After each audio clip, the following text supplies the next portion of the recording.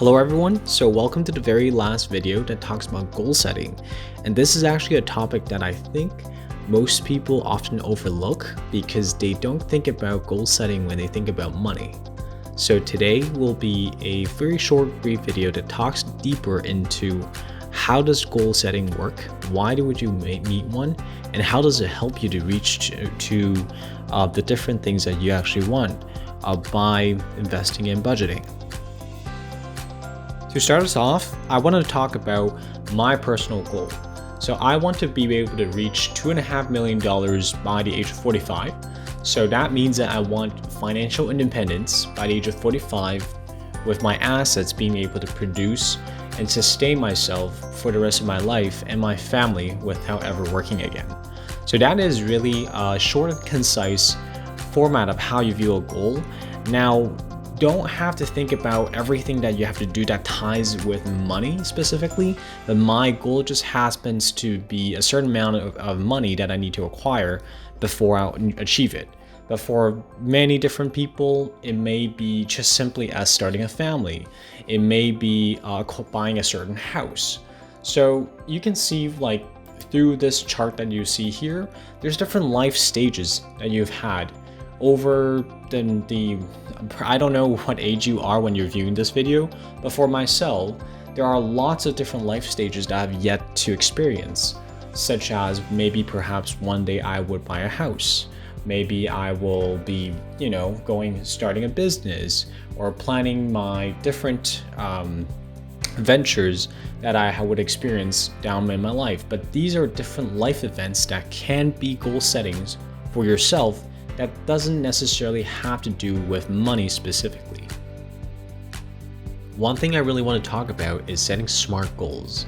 So for those of the viewers that haven't heard of this term before, it's not that there are anybody that's setting dumb goals. It's just mainly a lot of people are not setting specific goals that actually follows these principles. So being specific, like knowing what you want, in my case, I want money by a certain age.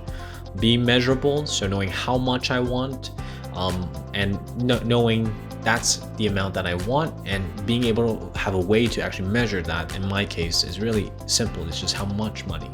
Attainable, so I've actually done the math, being able to measure what is the cost for me to both budget and also invest. So those are through the other videos, to be able to measure this is the amount of money that I can definitely achieve, and perhaps more, depending on how disciplined I am over the next 20 years in my life to be able to save for this goal.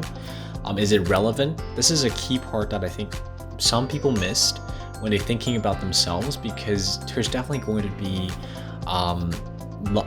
partners potentially in your future that you would consider sharing your goal with. So if you want to plan for buying a house, you may not be doing it alone. You may want to be considering these things and having an alignment.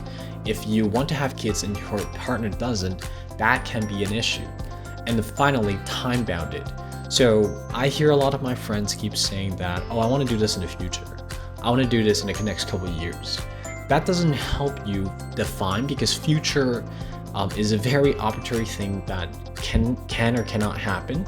But setting a very set time for it will make you more responsible and being able to push yourself to actually do it.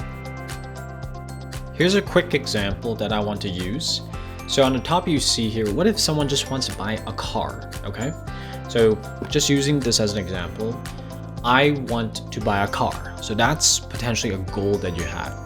And this would be not a great example of a SMART goal, because as you see, you don't even know what kind of car you're driving, right? But then on the right side, now that I want to own a 2020 Civic Type R by 2021, that's currently valued at a certain price.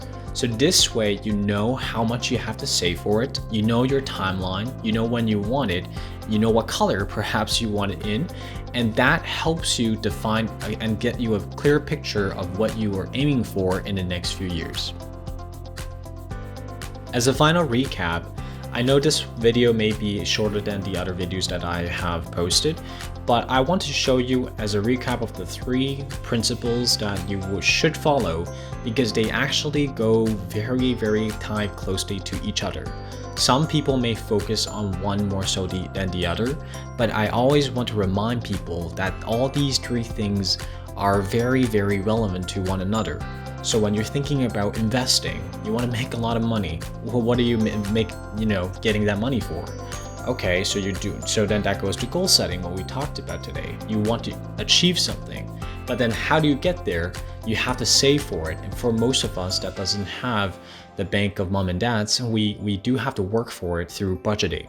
So all these 3 things fall into one another very closely, and I hope that in the future sessions we'll actually dive deeper into each of them. So in investing, we'll have workshops going over what types of investments you should be investing into, how should you create a very comfortable portfolio according to your risk, how do you actually budget. So that can get a little bit more technical for those of folks that want to try it.